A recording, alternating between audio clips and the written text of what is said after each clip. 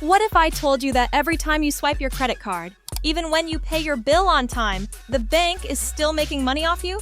Sounds crazy, right? But it's true. Credit card companies have built one of the smartest and most profitable business models in the world.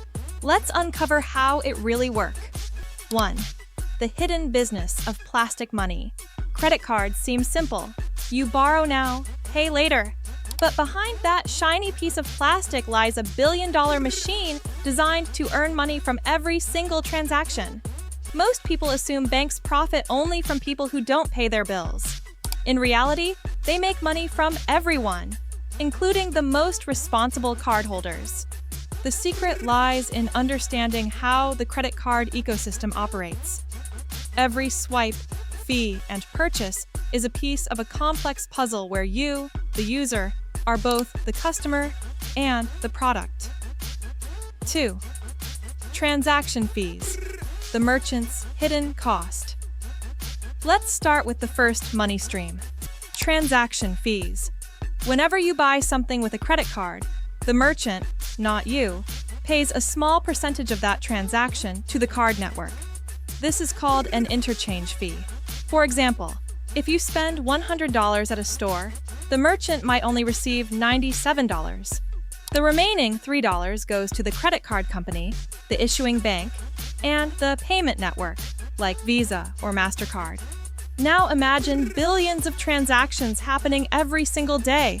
That tiny percentage turns into billions of dollars in revenue. So even if you never pay interest, your every swipe earns the bank money. You're helping them profit simply by using their card.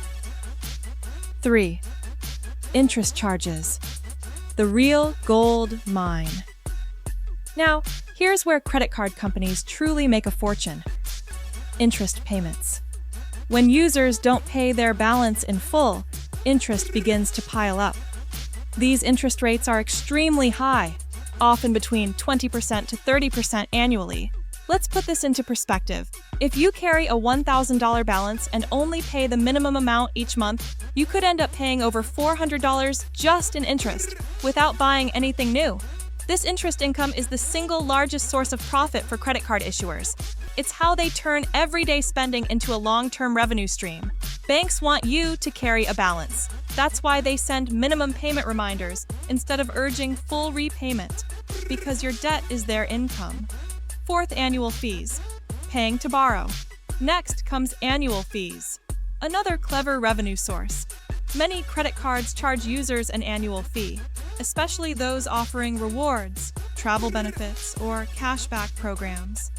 These fees range from $50 to over $500 a year, depending on the card's perks. You might think, I get points and free flights, so it's worth it. But remember, these rewards are already priced into the system. The bank makes sure that the fees you pay, combined with merchant and interest income, still keep them in profit. Essentially, even if you don't pay interest, you might still be paying to use the card. 5. Late payment fees, the penalty trap. Now, let's talk about one of the most painful ways banks earn money: late fees. If you miss your payment deadline, most credit card companies charge a penalty between $25 and $40. Miss it again, and the fee can increase along with your interest rate. This system is built to be unforgiving and profitable. Millions of users slip up just once or twice a year, and those small mistakes turn into billions in penalty revenue. To the banks, late fees are a steady stream of cash disguised as discipline. 6. Foreign transaction and cash advance fees. Ever traveled abroad or withdrawn cash with your credit card? You've likely faced foreign transaction fees and cash advance fees. 2 more quiet income channels. Most cards charge around 3% on international purchases, even if you're spending your own money in another currency. And cash advances? They're even worse. You're charged a fee right away, plus higher interest that starts accruing immediately, without a grace period. For the banks, these fees are small but reliable, another way to monetize convenience. 7. Data, the invisible profit stream. Here's something most people don't realize. Credit card companies also make money from data. Every swipe you make tells a story: where you shop, how often you spend, and what you buy. While banks don't sell your personal data directly, they analyze spending patterns to sell insights to businesses. For example, companies use anonymized transaction data to target ads, set pricing strategies, or locate new store areas. Your shopping habits become valuable information, and another way for banks to profit without you even noticing. 8. Reward programs. A smart psychological game. Credit card rewards feel like free money, cashback, air miles, bonus points. But they're not free. These rewards are a psychological tool designed to make you spend more. Studies show that people using credit cards spend 15 to 20% more than those paying with cash. Why? Because swiping feels painless. The brain doesn't register spending the same way as handing over cash. That increased spending means higher transaction fees for the bank, and possibly interest if you don't pay off the balance. So, while you're earning a few dollars in rewards, the bank is earning much more from your behavior. Rewards are not generosity, they're strategy. 9. The revolving credit trap. Credit cards are designed around revolving credit, meaning you can borrow, repay, and borrow again, endlessly. It feels flexible, but it keeps you in a loop of dependency. The more you use, the more your balance grows, and the harder it becomes to clear it completely. This is why credit card debt is often called good debt for banks, bad debt for people. The system rewards long-term borrowers. The longer your balance sits, the more interest you pay, and the more profit the company earns. 10. Partnerships and branding.